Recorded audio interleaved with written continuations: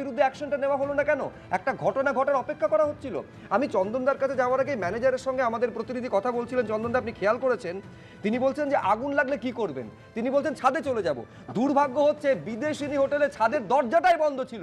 অর্থাৎ একেবারে আমি আবার বলছি, এই হোটেলগুলো চলছে, মানুষ মারার কারবার করছে। কেন প্রশাসন প্রোঅ্যাক্টিভ হয়ে কেন এদের বিরুদ্ধে ব্যবস্থা আগে থেকে নেবে না? দেখো, আমি বারবার একটা কথা বুঝতে পারি, এই যে এই মুহূর্তে আমরা যে 100 দিনের একটি সরকারকে দেখছি, আর কতদিন ইনফ্যান্সি লেভেলে থাকবেন আমি জানি না। আমার কিন্তু একটু অন্যভাবে দেখবার একটা দৃষ্টিভঙ্গি আছে। ইনফ্যাক্ট এই সরকারের প্রায় 62% যারা এমএলএস প্রিভিয়াসলি তারা তৃণমূলের সাথে থেকেছেন বিভিন্ন পজিশনে, এবং তারা অ্যাডমিনিস্ট্রেশনকে ক্লোজলি দেখেছেন, ইনক্লুডিং চিফ মিনিস্টার। আমার প্রশ্নটা হচ্ছে, চিফ মিনিস্টার জানেন মোডাস অপারেন্ডি কারা কোথায় কিভাবে অপারেশনসগুলো করেন। আমরা জানি প্রশাসনটা কিভাবে চলে, এবং তৃণমূলের জেলা পরিষদ বা তৃণমূলের বিভিন্ন জেলা নেতৃত্ব বা তাদের রাজ্য নেতৃত্ব কোথায় কোথায় দুর্নীতি কিভাবে করেছেন তারা জানেন।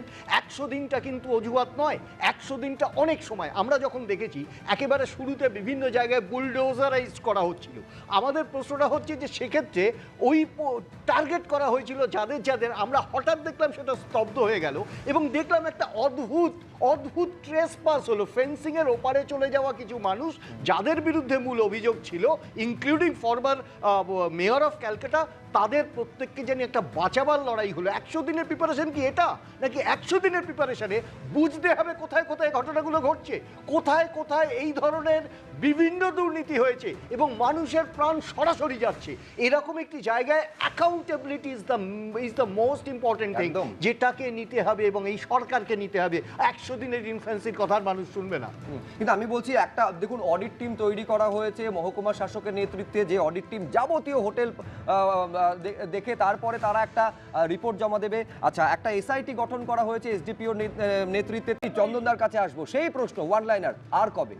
না না, একেবারে পরিষ্কার। দেখো, আমি একটা কথা আমি বারবার বুঝতে পারি যে এই মুহূর্তে দাঁড়িয়ে আর কখনো অন্তত স্বপনবাবুদের এবার নতুনভাবে শিখতে হবে, ব্যাখ্যাটা 100 দিনের নয়, আমরা সবে এসেছি নয়।